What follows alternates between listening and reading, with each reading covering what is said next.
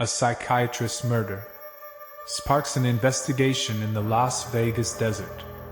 This looks like somebody's grandfather here. We knew right away that it was a different type of murder. When evidence points to a Playboy model, investigators delve into world of fame, money and manipulation. The place that she would be out with me are literally the #1 nightclubs in all Hollywood. She goes by the nickname Bad Barbie. She ends up on the covers of a couple of magazines. As the strange case unfolds, the surprises never stop. She told me he was like her sugar daddy. I initially had estimated expenses at about $300,000. I said, this is bad, you need to get out of this. She had control over him, he was just a meal ticket. But more suspects emerge. We found a bat with his name on it. This is a slam dunk, we discovered. Her boyfriend had recently completed a prison term here in Nevada. He had a gun that was covered in blood. She was kicking him, hitting him, screaming at him. He told me that he hopes that they don't kill me too. Las Vegas, Nevada is internationally known for its gambling and nightlife. Las Vegas is a place where you can, come and let loose. It ends up sticking with people, and it ends up carrying them to another place. But on March 7, 2019, it seems, one visitor's stay has taken a turn for the worst. When police receive an unsettling call, we had a citizen about four-wheeling in his new pickup, and he sees a Mercedes-Benz, a little two-door coupe, when no little two-wheel drive coupe should be. He thought the car was stolen. When patrolmen arrive at the scene, the caller is gone, but the car is right where they said it would be. They were gonna do an inventory of the car and just have it towed out of there. They open up the doors. There was a lot of blood spatter, evidence within the car.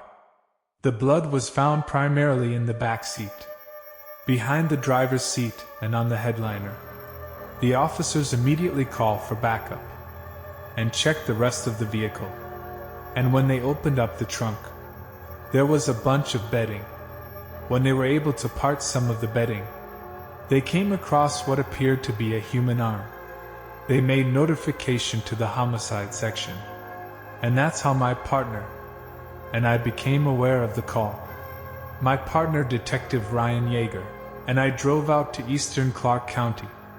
We carefully documented everything that's in the car, and then we towed the whole car with the body in it back to the CSAR crime lab once it was in our garage, where it was a more controlled environment. We removed the body. I remember looking at it. It was just kind of like, this looks like somebody's grandfather here. He was wearing like a sweater vest with a bow tie. This didn't look like a guy who would make bad life choices to put him in a situation where someone would kill him. Investigators leave the body for the medical examiner to assess, and they conduct a more thorough search of the car. In the trunk of the car I found a credit card with the name of Thomas Brochard on it. We ran that name, and it came up as a missing person. The report gave a description: white male adult in his 70s. And it matched very closely the person we had in the trunk. However, when police run the car's plates, they discover it does not belong to Thomas Burchard. The name that was associated with the registered owner from San Francisco was an Asian name, and his build was much smaller. The San Francisco Police Department attempted to go and make contact, but the registered owner was out of the country at the time. While questions surrounding the vehicle multiply, detectives try to get to the bottom of who Thomas Brochard is. I was able to conduct a records check and learned that Thomas Bahard had been recently reported missing by Judiep. So I instructed some fellow homicide detectives to reach out to her and have casual conversations with her without giving away that this might have become a homicide investigation. Judy said that he missed the flight, so Judy filed the missing persons report. So her concern was something must happen to him, because he would always come home. Thomas Bouchard was a man who always seemed destined to make a difference in the world. He was born in Boston in 1948. His father taught at Harvard, and his mother was a librarian, so he was surrounded with academia.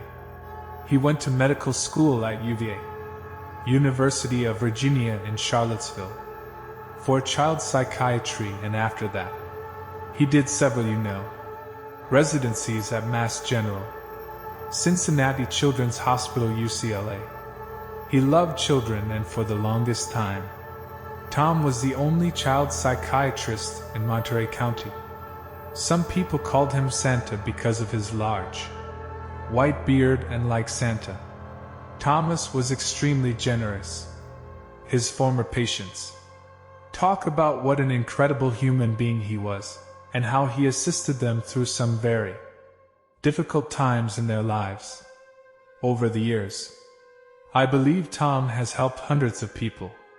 Due to his generous nature, Thomas developed close relationships with all of his patients. But by the time he was in his early 50s, he still didn't have a family to call his own. That changed in 2002 when he met Judy Earp, a single mother whose own marriage had recently ended. We met here in Las Vegas with a group. While everybody else was out gambling, we were just kind of left ourselves. And we talked and chatted, went to shows, and just hit it off for about a year. We dated, it was kind of long distance.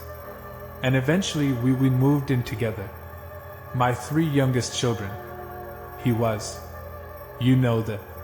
the father figure in their life. Eventually they got engaged. And over the course of the next 17 years, Thomas and Judy built a life together in Salinas, California. But they often returned to the city where they first met. We would come to Las Vegas every year for medical conferences. In 2019, at the age of 71, Thomas was still seeing patients, but his health forced him to start planning for retirement. The last 18 months of his life, he started having problems. I highly suspect that he's in the early stages of Alzheimer's or some form of dementia. During this time, Tom went on a trip to Las Vegas. It was a very spur-of-the-moment thing. He booked a flight on Friday and to return on Monday. He didn't come home on the airplane. Then I knew something terrible had happened. When I initially reported Tom missing, I told him maybe he's got lost or something. Las Vegas police began their investigation by contacting Thomas's partner Judy. Judy says Thomas went to Vegas to visit a friend named Kelsey Turner. He was well known in the community for helping. He had received a text from Kelsey Turner that she was very sick. He went to her house to talk to her. The next day I get a text from him, which is Saturday, and he says, I look forward to coming home. See you on Monday, okay? But I don't hear from him. Judy goes on to tell police that Thomas has been missing for almost a week. She had requested what is known as a welfare check. The patrol officers go to Kelsey Turner's home. They knock, there is no answer. There's mail piled at the door. And as a detective, what it suggested to us is that the residence has now been suddenly vacated. And we cannot account for Kelsey Turner, living or dead, so it's imperative in this investigation that we find her, to determine if she is in fact still alive, because somebody that she's closely connected to is deceased. Coming up, detectives find a crucial piece of evidence. There was a baseball bat, and on the baseball bat, written in marker, was a name.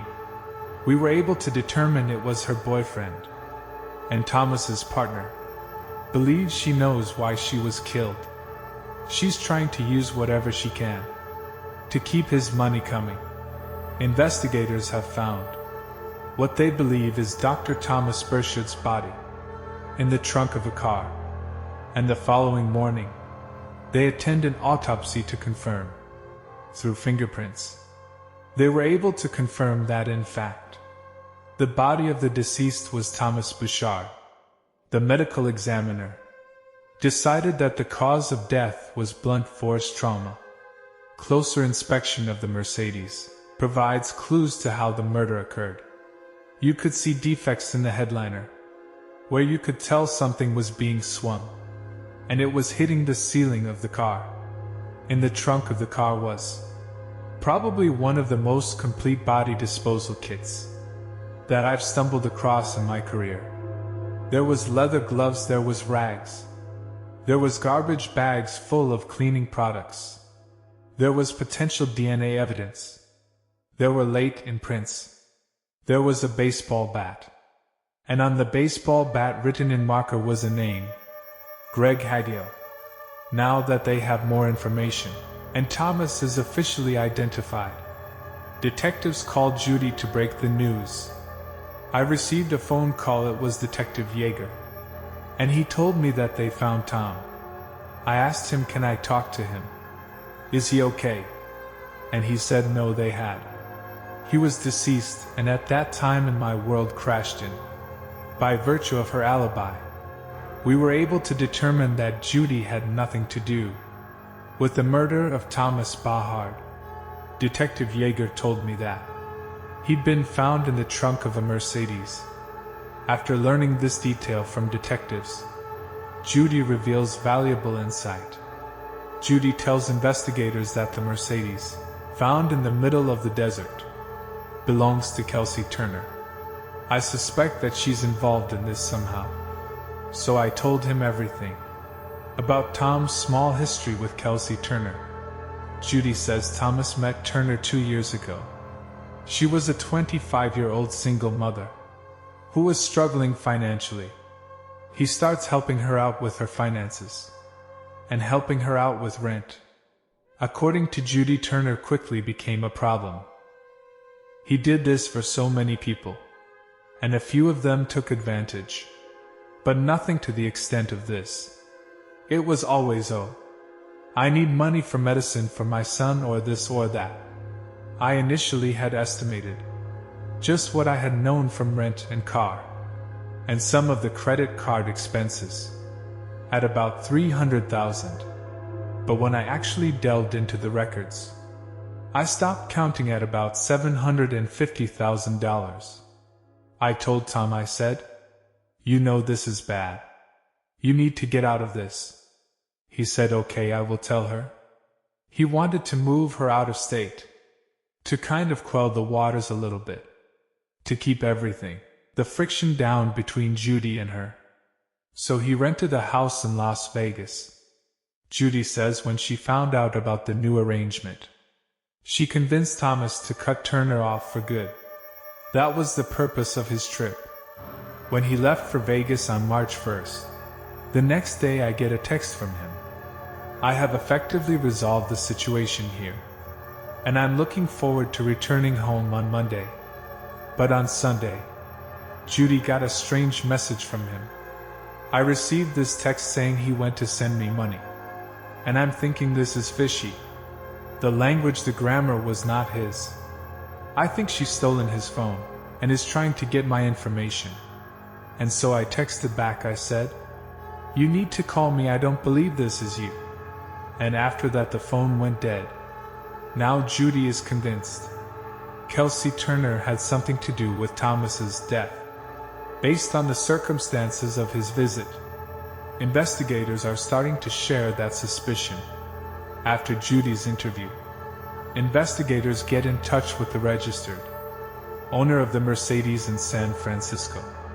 He explained that he turned over the lease of the vehicle to Kelsey Turner, and that transfer process was facilitated by Thomas Burchard. And according to Miss Her, Thomas had traveled last minute to Las Vegas for the sole purpose of cutting her off. So, That's when the focus began to narrow on Kelsey Turner.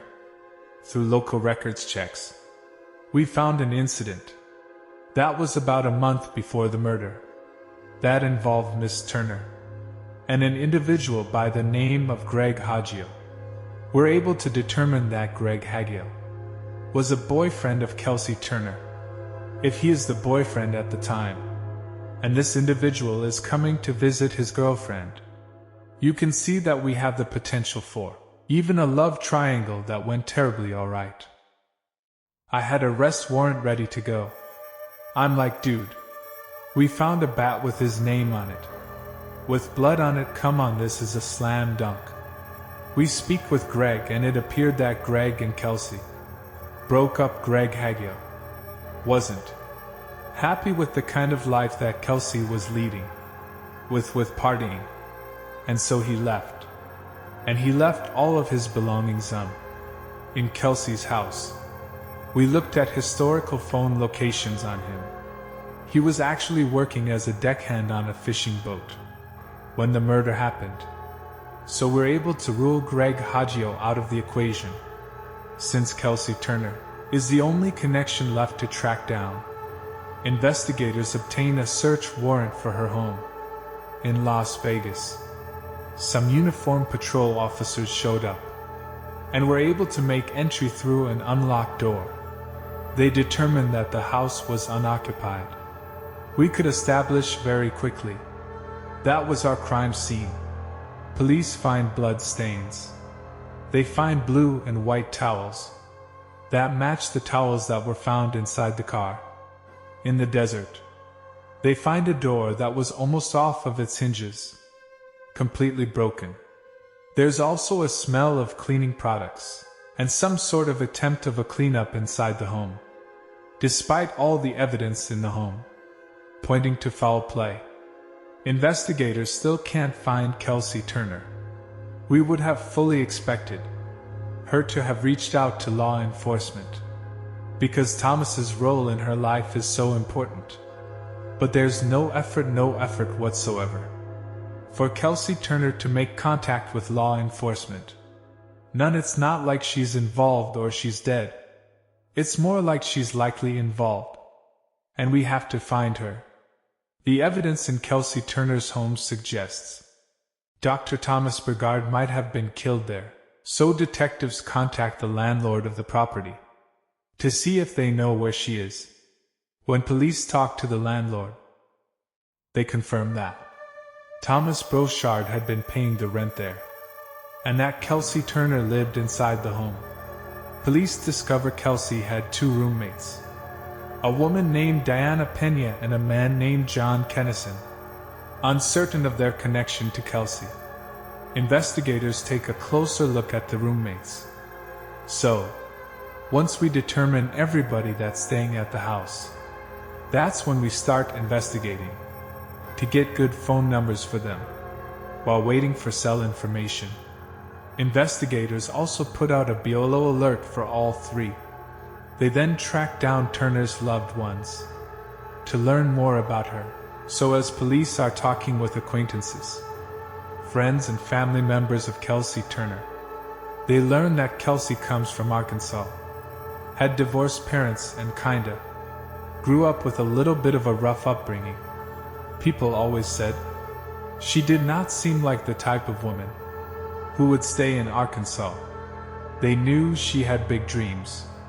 She wanted to be in front of a camera. Turner married and had 2 children. But when the relationship ended, she took the children and moved to California to pursue her dreams.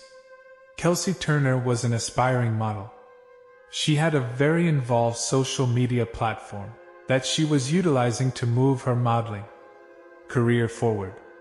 She ends up on the covers of a couple of magazines, including Playboy Italia and Maxim. But a lot of her work is through Instagram. She has hundreds of thousands of followers. She goes by the nickname Bad Barbie, and really kind of leans into that persona. According to Kelsey's friends, she was doing more than just modeling. I'm a celebrity DJ and I first met Kelsey when she started coming out with other girls. That were in our Hollywood kids circle. The place that she would be out with me at are literally the No.1 nightclubs in all of Hollywood. Most of the girls that would come out with me were there to find, someone else that could help them get to another level. Kelsey seems like another needy LA girl. That's just trying to find someone to latch onto. That's just all it seemed to me. And it seems Kelsey eventually found what she was looking for. About a year after that Playboy appearance is when she starts reaching out to Dr. Thomas Bouchard for help with finances.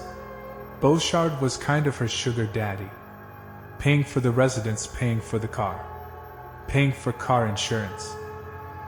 I believe that Thomas Bouchard and Kelsey Turner had some kind of a physical relationship, but a lot of people were able to keep that to themselves, even without confirmation on the exact nature of their relationship.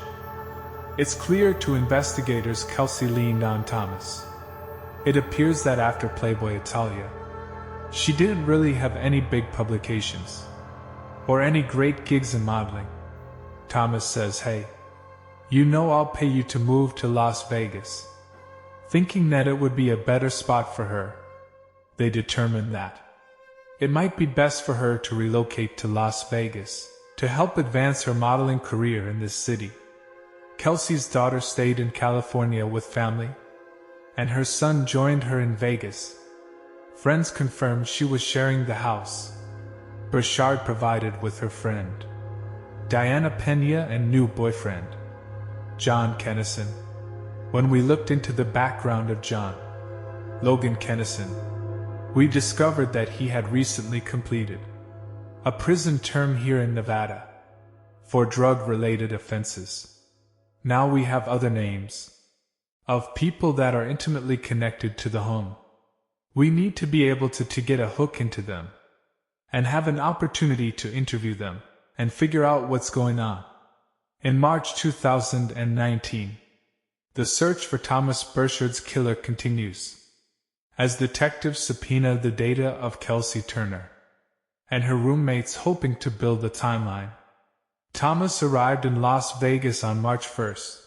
During the evening hours his body is found at the 7th, and it's apparent by March 4th something happened when he didn't return home to California. So the 1st to the 4th are very, very important dates as it relates to devices being at or near the Puritan address. We have Diana Pena, Kelsey Turner, and then John Kennison. We know we're all living in the house. We get good phone numbers for them. We do a location history on those phone numbers. Everybody was at the house. Late night hours of March 3rd, into early morning hours of March 4th, and then Diana Pena, John Kennison, Kelsey Turner, they all leave the house. Based on the phone records, their phones all appeared to be shut off around the same time and ended in the area of the Rio Hotel. Detectives contact the Rio Hotel, hoping the three might be there. We find out that Diana Penny had rented a room at the Rio, and they just abruptly left, and left all of their items. Upon learning that information, we generated a search warrant to go into the storage room at the Rio to search for what items that were left. They found personal items of Diana Pena, some prescription drugs, and a black notebook belonging to Thomas Bouchard. They also found the ID of Kelsey Turner inside what appears to be Thomas's notebook. They find his account of how desperate Kelsey had been to maintain his financial support. She was threatening him, accusing him of child pornography. Totally unfounded and absolutely untrue. But if you can imagine a man that his whole life has been a children's psychiatrist, how devastating just those accusations would be. I submitted Thomas Bouchard's phone to the Las Vegas Metropolitan Police Department, Internet Crimes Against Children, They found no evidence of child pornography on the device, so Kelsey Turner's allegation was completely unfounded. But if that information were to be released to the public, it would be incredibly damaging to Thomas's reputation. Being attractive and providing companionship to Richard is paying for her house, is paying for her car. And she doesn't want to get off the gravy train. She's trying to use whatever she can to keep his money coming. Because police were able to find that connection of the car to Kelsey Turner, the home with bloodstains inside, and the towels matching the home and the car, and a black notebook from Thomas Bouchard inside that hotel room. That gives them the green light for an arrest warrant. The search for Mississippi Turner was turned over to a criminal apprehension team. It took them about a week, but they were able to identify her, living out in California at a residence that belonged to one of Kelsey's friends. When she was apprehended, she was in the company of John Logan Kennison. We did not have a warrant for Kennison at that particular time, so they had to let him go. Turner refuses to speak with investigators. But on April 4th they received new evidence that implicates both of her roommates in the murder as well. The fingerprints that were gathered from the vehicle had been analyzed and came back belonging to Diana, Pena and John Kennison. With that we established probable cause to get an arrest warrant for Diana and Kennison. Both of them were charged with murder with use of a deadly weapon. But a week later Diana turns herself in, and in hopes of a deal she agrees to tell her story from the beginning. I met Kelsey from a friend of a friend, and then she asked me to move in. Not too long after that, I think she was very new to Vegas, so Dr. Burchard financed quite a bit of her expenses. She told me that he was like her sugar daddy. She would call him, message him, send him videos, and he would send her money. He was just a meal ticket. She called him her whale. Coming up, Diana's interview provides shocking insight. There were messages about taking her son away from her, and possible motives are revealed. He told me they were gonna kill him, and that he hopes that they don't kill me too.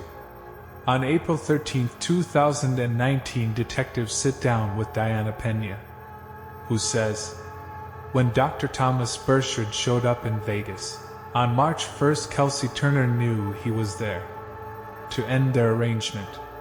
Kelsey had told me, probably about a month before he had come out.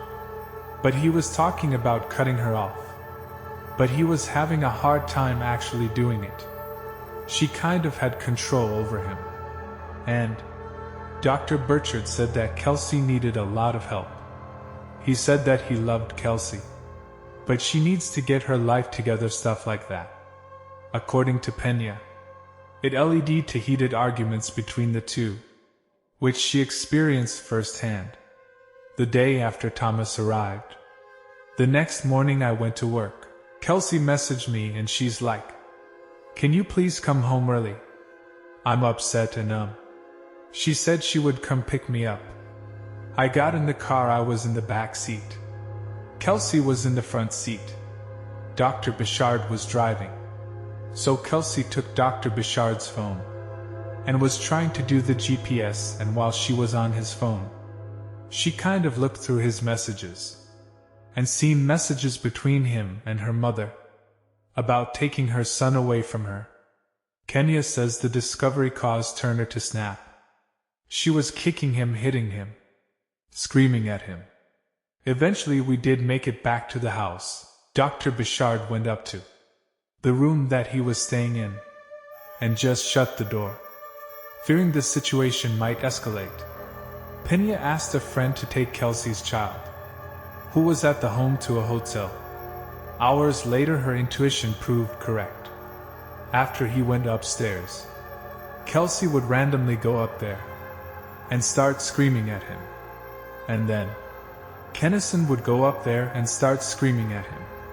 And then I would tell them to go downstairs and calm down. Eventually, she yelled at Kennison to knock Dr. Bouchard out. And Kennison ran upstairs, broke down the door. I'm not sure where the bat came from, but I knew he had a bat. You could hear it. At that point I ran upstairs into the room, and I just kinda tried to get Henderson to get off of Bouchard. I told Dr. Bouchard to stay on the floor, because his left eye was like filled with blood. He said he needed to go to the hospital, and offered to say that he had been mugged. I helped him downstairs, kind of helped him clean up. Pena says early the next morning, Turner and Kennison eventually agreed to take Thomas to the emergency room. I helped him into the back seat of Kelsey's car. Dr. Richard said he wanted his coat. So Kelsey and Kennison went back into the house. That's when he told me they were gonna kill him, and that he hopes that they don't kill me too, and just told them that's not gonna happen. They're taking you to the hospital. Why would they kill you? And then Kelsey came back into the garage, and she told me to go into the house and clean. So I went back in the house and I was cleaning. I started hearing Kelsey screaming again. She was calling Kennison a bitch and to knock Dr. Richard out. So I came running down the stairs and told her to stop. But Pena says she was too late. Kennison had a gun that was covered in blood.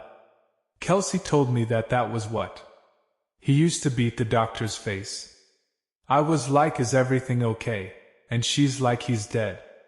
I was pretty scared and just not sure what to do, terrified that Thomas was right and she might be next.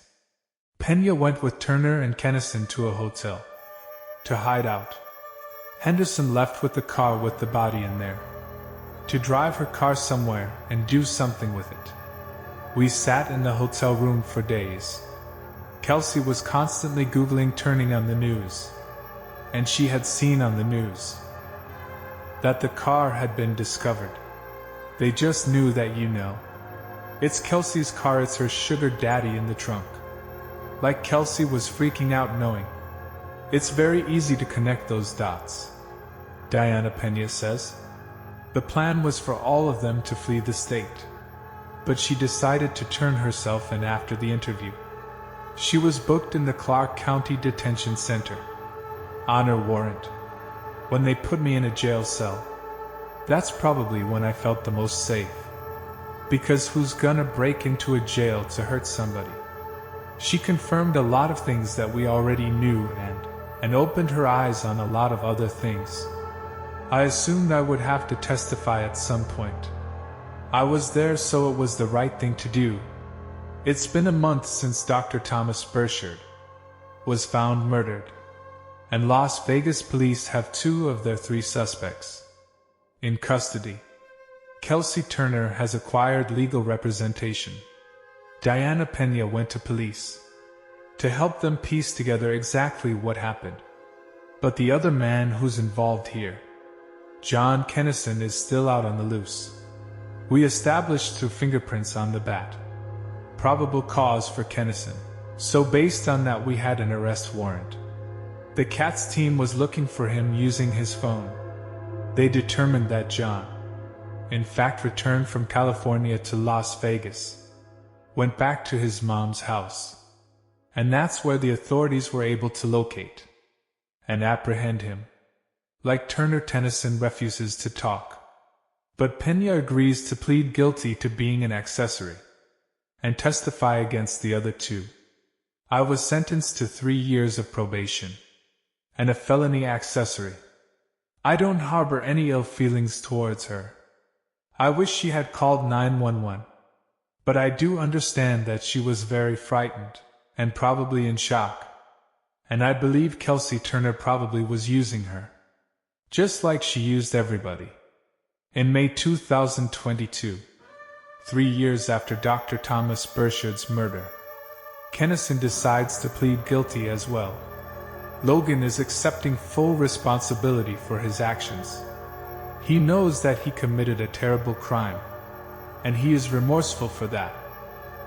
The total sentence, the aggregate sentence, will be 18 to 45 years in Nevada Department of Corrections. Later that year, Kelsey Turner makes a deal of her own.